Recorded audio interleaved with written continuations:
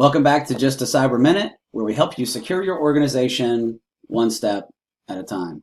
Today I want to go and talk a little bit about the Solarwinds breach, the attack, the sophistication from an executive high-level perspective. So first off, the Solarwinds attack is a game changer in our industry. And this is a wake-up call for every organization going forward. And I want to talk a little bit about why. So the first thing is this attack was what we call a supply chain attack. It was a software provider, Solarwinds, that had access to systems all over the place. I've been doing IT services, cybersecurity services, information security governance my entire career. The numbers of financial institutions specifically that have implemented Solarwinds is hundreds. It's across the board, very, very common solution. And the reason why is it was really good. It is really good. Additionally, it is simple to use and was a low-cost solution. Now the challenge is this system and this network management solution was providing things like patch management, asset information like what's installed, what's the hardware, performance utilization, and essentially it had access to everything on your network. Managed service providers would use this solution as well, so they would employ it and they'd be able to manage their customers.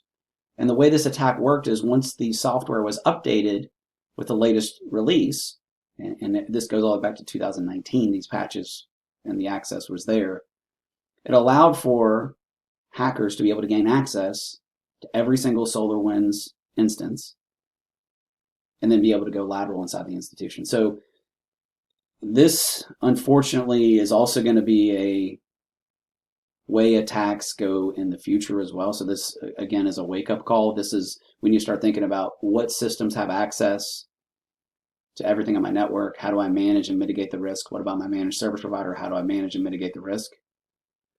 And there's a couple of takeaways. I've got a couple of links in the comments that are really good articles. One's got a really good infographic that shows the way the attack worked.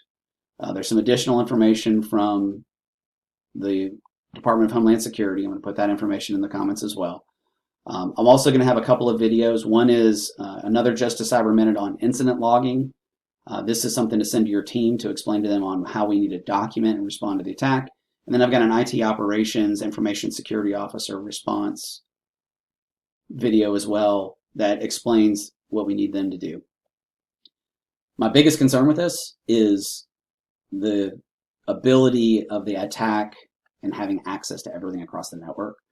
If you have questions around this, if you're responding to this and you're trying to manage this with your institution, feel free to reach out to me. I'm happy to help as well. Thanks so much for your time today, and I hope you have a great rest of the week. Thanks so much.